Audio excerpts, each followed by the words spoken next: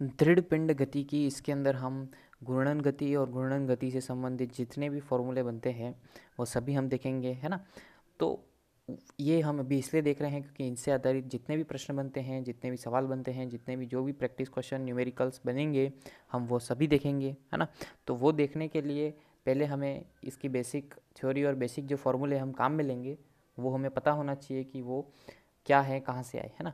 आप ये सब पढ़ चुके हैं तो अच्छी बात है, नहीं पढ़ा है तो देखें अभी। और इसके अंदर पढ़ भी रखा है तो भी जो मेन मेन फॉर्मूले आ रहे हैं उसको एक जगह नोट करें, ताकि जब हम प्रश्न करेंगे, न्यूमेरिकल्स देखेंगे, तब आपको ध्यान होना चाहिए कि हाँ ये फार्मूला ऐसा होता है, ऐसे आता है ना।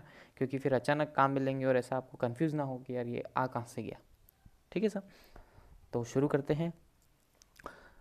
अभी अपन देख रहे हैं कुछ कुछ शब्द जो हम बार बार यूज़ में लेते हैं लेकिन उनका अर्थ क्या होता है वही हमें ध्यान नहीं होता, है ना। तो कन्फ्यूज़ हो जाते हैं, तो कन्फ्यूज़ ना हो उसके लिए पहले कुछ शब्द जो बार बार उपयोग में आएंगे तो उनका अर्थ क्या होता है वो हमें जानना बहुत ज़रूरी है।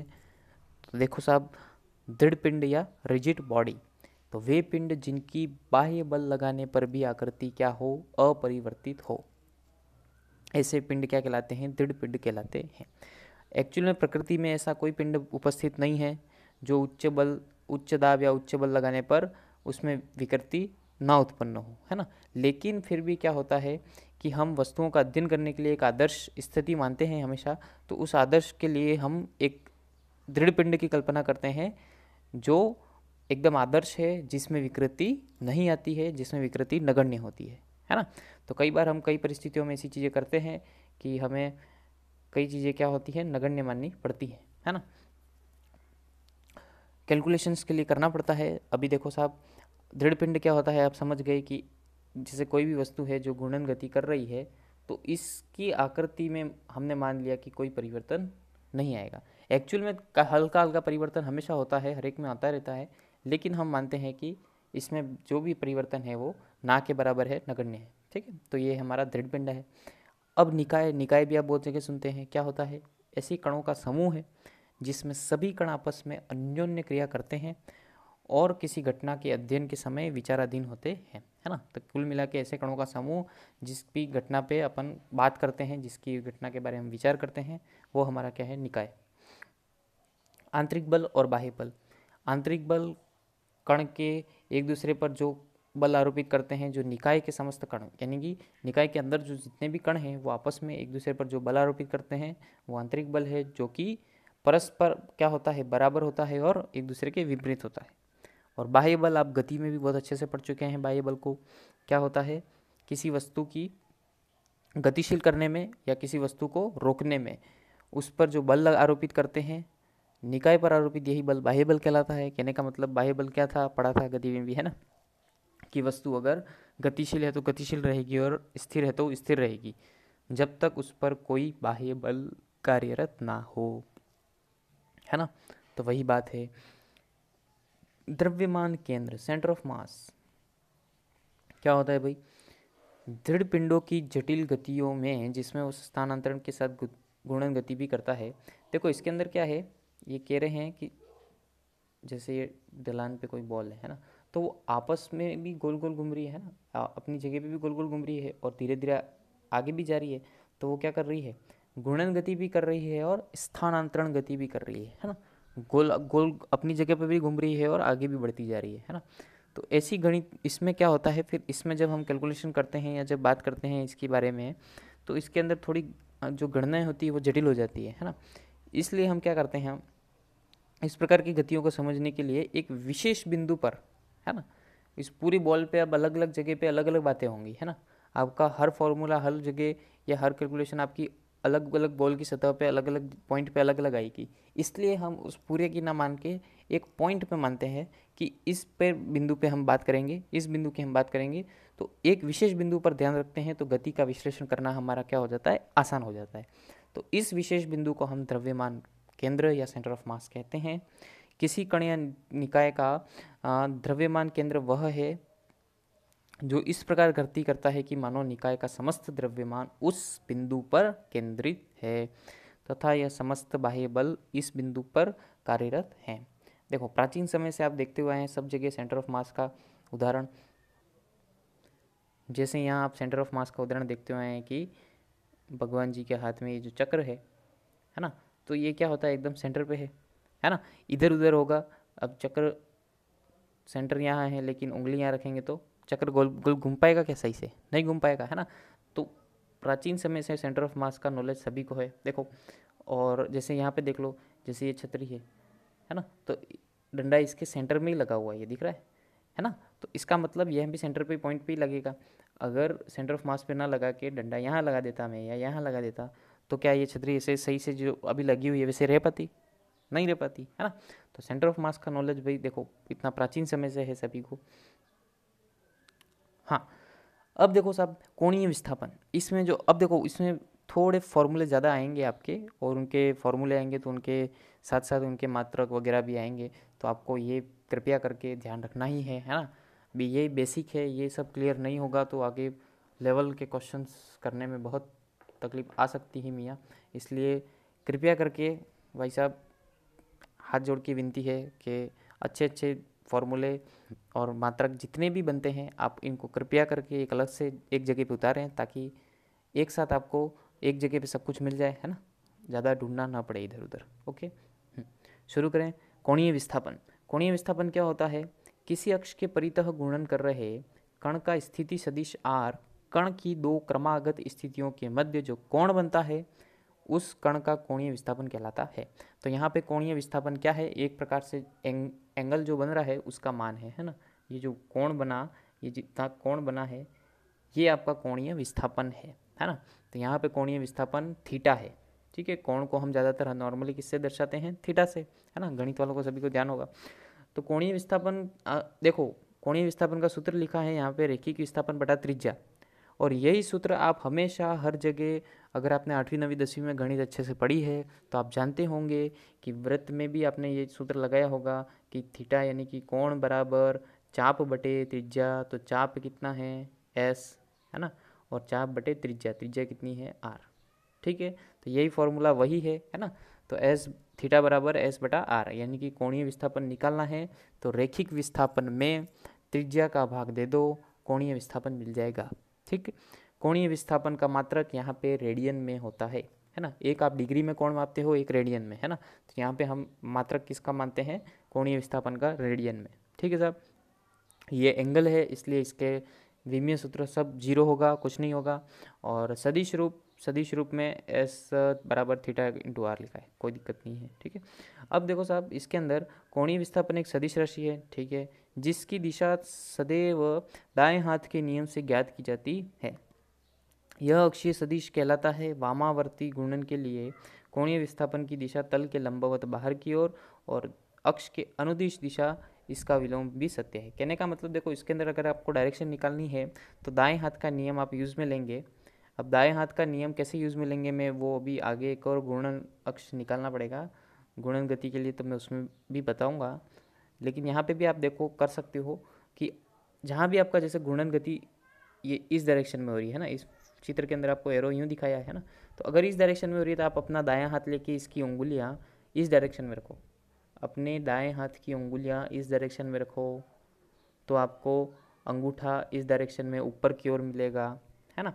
तो बस वही बात बता रहे हैं यहाँ पे आपको कि ये वही लिखा है, देखो दाएं हाथ के नियम से ज्ञात की जा सकती है ना। तो आपको उस डायरेक्शन में उंगलियाँ रखोगे तो आपको अंगूठा डायरेक्शन बता देगा। जैसे अभी अभी आगे बात करेंगे हम इसके अंदर, ये यहाँ पे कोणीय वेग में ये यहाँ पे बात करेंगे, अभी बताता हूँ, ठीक है साहब। देखो आगे, और यहाँ पे मात्रक आपको एक तो ध्यान रखना है कोणीय विस्थापन का क्या होगा, रेडियन, ओके।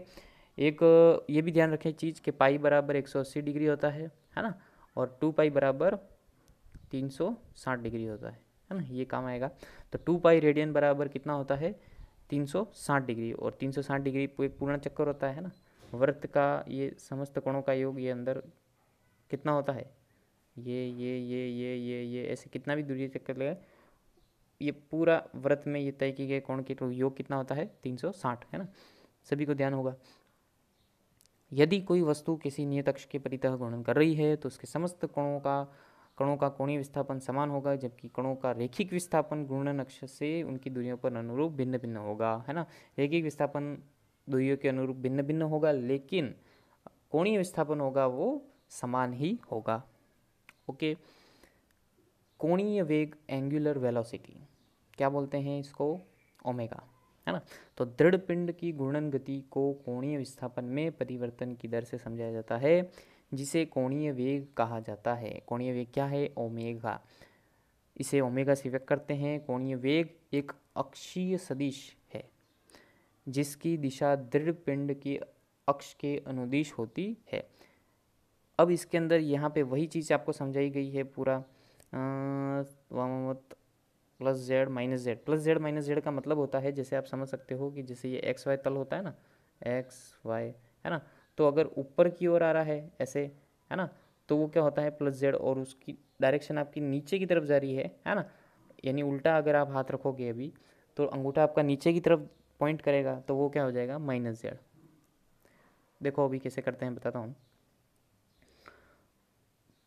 यहाँ पे आने से पहले एक बार आप कोणीय वेग का फॉर्मूला और ये देख लो, ताकि आप नोट कर लो एक बार। कोणीय वेग का फॉर्मूला क्या हो गया हमारा? कोणीय वेग ओमेगा बराबर कितना होता है? देखो कोई भी हमको वेग निकालना होता है तो हम क्या करते हैं? वेग निकालना होता है, चाल बराबर क्या लगता है सूत्र? दूरी बटा समय, है ना। तो यहाँ पे दूरी क्या है आपकी? थीटा है ना, क्योंकि कोणीय विस्थापन कितना है हमारा? थीटा, और बटा समय, समय क्या होता है? टी होता है। तो ओमेगा बराबर थीटा अपॉन टी। तो मात्रक भी इससे बन जाएगा। मात्रक कैसे बनेगा? थीटा का मात्रक क्या है? रेडियन, है ना, और समय का मात्रक होता है सेकंड, तो इसका मात्रक क्या हो गया? रेडियन बटा सेकंड। क्लियर है?